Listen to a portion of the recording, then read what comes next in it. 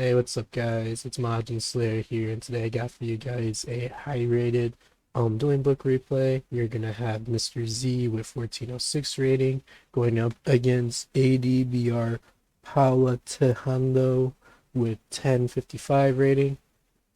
And also remember to go ahead and check out the July_TCG Discord. I'll put a link to the Discord down below in the description. Really nice place to do some playtesting in remote duels, Dueling Book. It's not just entirely Fam Nights focused. We have a lot of different players that like to play different decks. Really nice Discord server to hang out in general. And also, I'm testing out some different recording software. I'm trying to get rid of like the mic background noise issue I'm having right now in Camtasia, and I'm looking to figure out how to do that. Well, so in the meantime, while I work on that, I'll be using OBS, so the quality may or may not be um worse than usual. It's just that OBS kind of takes a lot of file space, which annoys me a lot, but you know, just gotta go ahead and improve the quality, I mean, for you guys. But yeah, so let's go ahead and get started with the video. We're gonna see Mr. Z win the RPS. We're gonna go ahead and decide to go first. We see 40 versus 42. Okay, opening hands, we have Ancient Cloak, Shade Brigadine, Stained Greaves, Pogblade, and the Torn Scales. So no going second cards from the Fan Knight player side. And for the SwordSoul Tenyi player, we have Ecclesia, Long John, Ash Blossom, Imperm, Heavenly Dragon Circle. Wow, so even if the Fan Knight player won the RPS, they would still have to go up against an Ash Blossom and an Imperm, which isn't the hardest to actually go through. I actually had a replay that I went over a couple days ago where the family player was able to put up a pretty strong board through a Effect Veiler and an Ash Blossom. So the Van Knight deck can play through generic hand traps like these. Like I said, you mainly want the high impact ones against the deck. But let's go and get the duel started. You're gonna go ahead and see normal summon out Ecclesia effect. Gonna special summon out the Moyi, reveal the Long John, Moyi effect, go ahead and bring out a token. Synchro those away into the Shishao, and you're going to get Shishao effect, then Moyi Chainlink 2. Going to go ahead and draw into an Ecclesia. Not the best draw, especially since the Ecclesia is a hard once per turn. Then you're going to go ahead and search out the Emergence. Go to activate the Emergence to search and grab an Ashina. Go ahead, discard the Ashina that they just searched, especially not the Long John. Synchro those away for a Baron Fleur, Long John to burn. We're gonna go ahead, set the Imperm, set the Heavenly Dragon Circle, and pass turn. So they end on about one Omni Negate, then the Imperm, Shishao for on-field interruption, and then one hand trap in hand. So about a total of 4 interruptions. Pretty strong, pretty strong. They're going to top deck into a Psychic Wielder. They're going to go ahead and normal summon out Torn Scales. They're trying to bluff that they have something here. They're going to go ahead and discard the Pogblade. That makes sense, because in case if like they Baron, negate, and destroy, they can just go ahead and bring back the Torn Scales with the Pogblade in the graveyard once it hits the graveyard due to it being destroyed. Like, you're going to go ahead and Shishao negate the effect. Okay, so you're going to special summon out the Psychic Wielder. You're going to bring out the Shirabini. Then go ahead, set Shade Brigadine. The reason why they're doing that is because they want to play around the Baron negate, because Baron negates and destroys, and so, you know, if your Shirabini ends up getting destroyed when you bring out the Graph and bring out the Seer, you know, you're going to bring out one of your Fan Knight monsters, and the Seer just blows itself up, but you're not really getting the best recursion possible. You're going to dump Graph effect. They're thinking they're going to go ahead and let that go through. Bring out the Seer. Go ahead, turn those into a Unicorn. Okay, looks like they want to discard the Stained Greaves instead of the Cloak. Oh. They It's kind of, you should have really thought about that at first. Maybe it was a misclick, but now the opponent knows that there's an ancient cloak in hand. You're gonna go ahead and negate the unicorn because they just targeted the imperm anyway, so why not? You can go ahead and go for an access code talker here. Access code talker effect. Then on resolution, they're thinking, and they don't have anything. They thought about maybe using Heavenly Dragon Circle probably to try to go ahead and search, is what I'm assuming. Yes, maybe they could have tried it, to be honest, because they're just getting their field wiped anyway. But then again, like, not, they don't necessarily get their field wipe. I should rephrase that actually. They just want them to like just blow up the Heavenly Dragon Circle, so then that way they don't get their complete field board wipe. Because let's say if they did go Heavenly Dragon Circle on res, right, tribute the Shisha, they'll just be left with the Baron on board, and then access code just pop the Baron, and like at that point, it's like you kind of just gave up all the monsters you have on field. But now, since they decided not to, and the opponent wanted to respect the back row, they just went ahead and popped the Heavenly Dragon Circle. Okay, they're gonna go ahead and use Stained Underwear effect. Go ahead, special summon out Ancient Cloak. Then go ahead, trigger Torn Scales because Fairy Night Monster was banished. Go ahead, overlay those for the Leviator Sea Dragon. Leviator effect, go ahead and special summon out the Stained Underwear. Go ahead, link those two off into a Dagda. Okay. Main decking the Scythe package. Go ahead, Ash Blossom the Cloak. Pog Blade, go ahead, bring out the Stained Underwear. Then Shade effect, and chain the Dagda.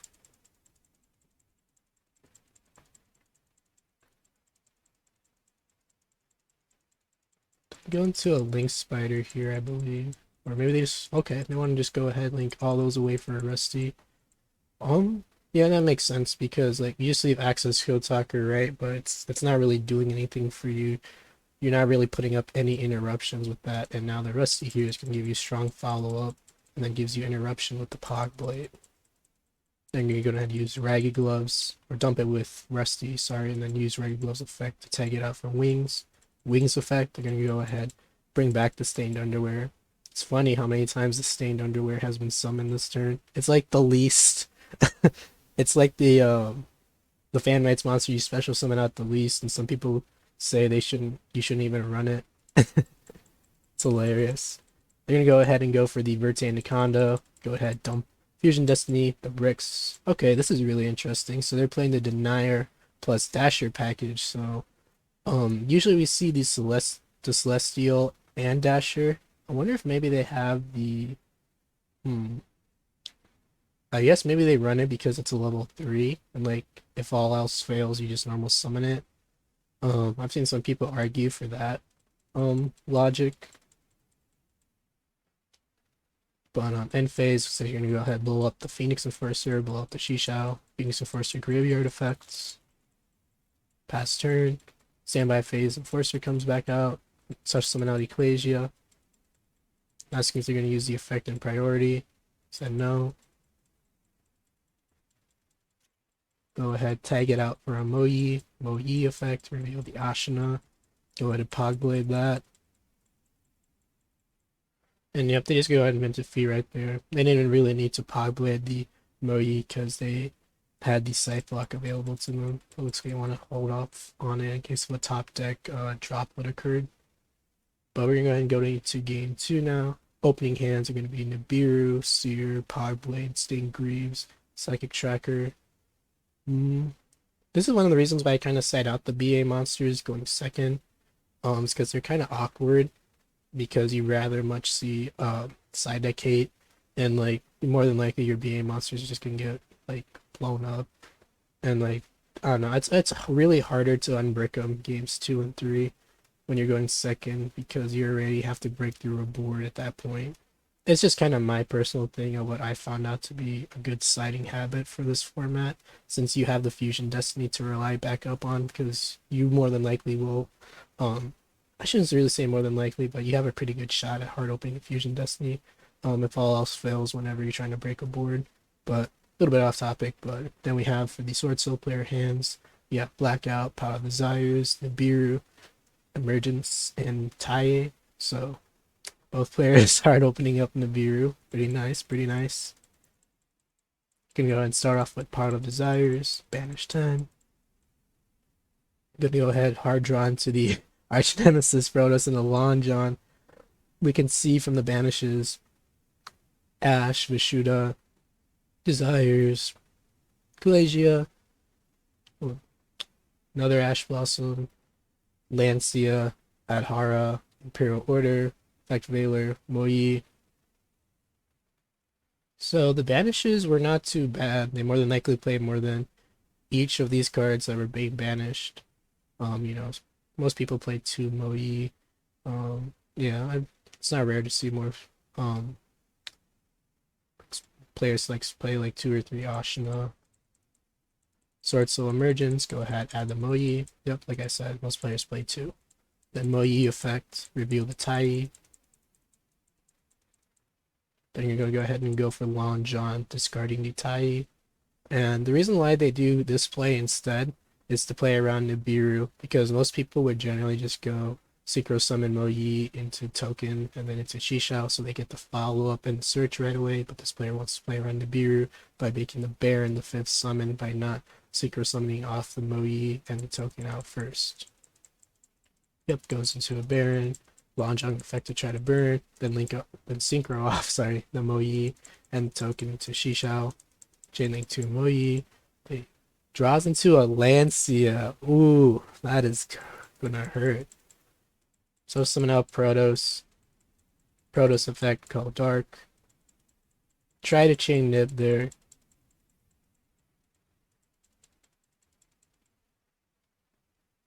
And let that go through.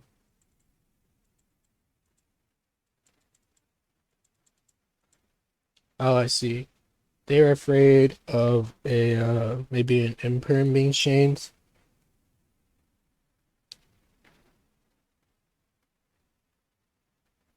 Yeah, because they try to go Baron negate, they would just go ahead and chain imperm. Um,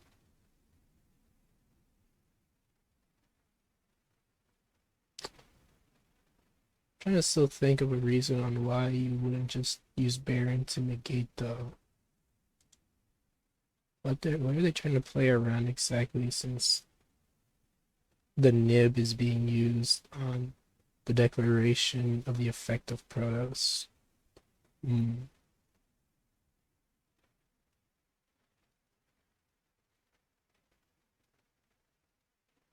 Maybe making them have a dead imperm in hand?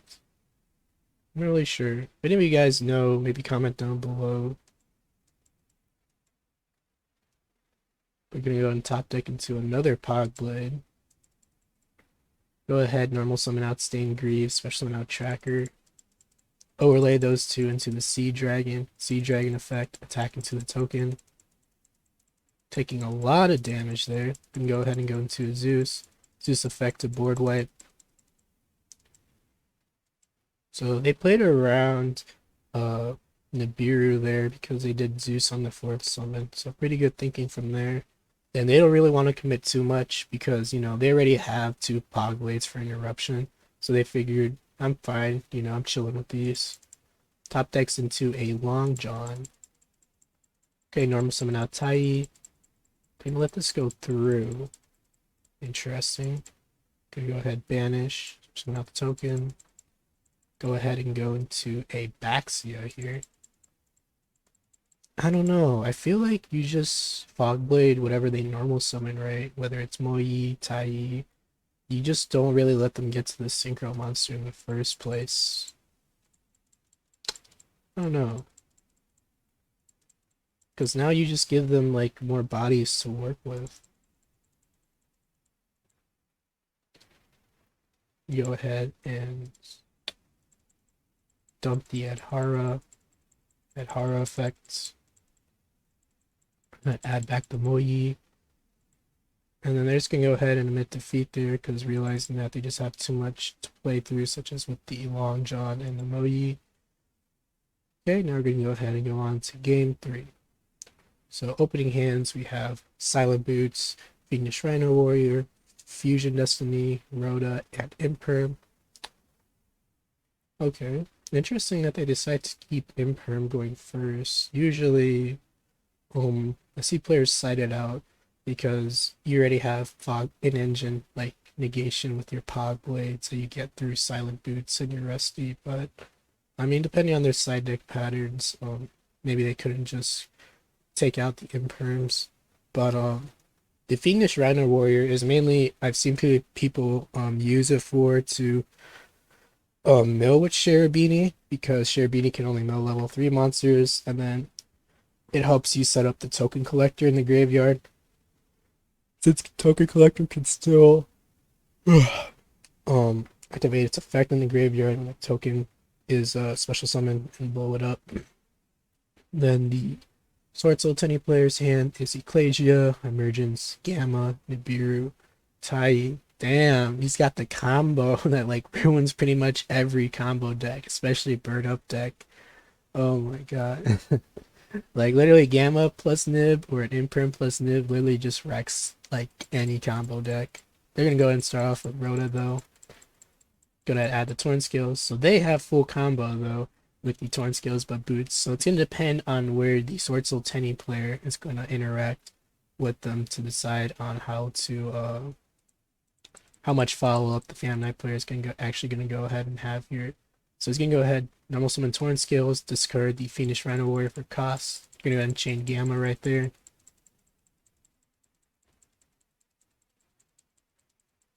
Fiendish Rhino Warrior effect, go ahead, dump the token collector, then go ahead, hard activate the Fusion Destiny in hands. Fusion Destiny is going to go ahead and dump the Denier and the Dasher, bring out the Destroy Phoenix Enforcer, set Imperm Pass, go to top decks into a Vishuda. And they're just not going to play. You know, Destroy Phoenix Enforcer effect here. So they want to get the most advantage out of the Nib, so that probably should signal the Phantom Knight player a little bit that they are bluffing, that they have high impact hand traps such as a Nib, or that they bricked. Then go ahead and bring out the Enforcer back in standby phase. Denier effect, go ahead, special summon itself out. Then go ahead and normal summon out the boots. Go ahead, turn those into a Dagda. Okay. Dagda, go ahead, poke with Destroy Phoenix Enforcer. Thinking if they want to use Silent Boots here. Yep, looks like they do. Go ahead, search out a Pog Blade. Pass his turn, top decks into an Imperm. Ooh, wow, that's gonna out either the Dagda or the Destroy Phoenix Enforcer, unfortunately. They're gonna go ahead, Imperm, go ahead, chain, Destroy Phoenix Enforcer, chain the Dagda. Oh, okay. I see. Okay, that was clever, actually, Chain Link, actually. They chain Destroy Phoenix Enforcer, chain the Dagda since an effect on field was activated. And then since this was Chain Link 3, Destroy Phoenix Enforcer was Chain Link 2, it's going to go ahead and blow itself out, as well as the Scythe effect, Chain Link 1, DP effect, Chain Link 2. And yeah, they're just going to go ahead and make defeat right there. Wow, so they really ended up getting greedy right there by not wanting to play and get the most advantage out of their Nib. That was well played by the Phantom Knight player, not gonna lie. That was like a line of personally, I don't see that line of play because I don't use the Scythe Lock personally, but that was a really nice way to play around the Nibiru the opponent had at hand, even though it wasn't publicly known. But you're gonna go ahead and see the Phantom Knight player win 2-1 there. Not much to say. Scythe Lock definitely is pretty brutal. Turns off a lot of your opponent's cards. Um, it helps also against side deck hate, like evenly match or dark little more lightning, like pretty much just blowout going second cards because yeah, they evenly match your field, but they're still not playing because they don't have an extra deck.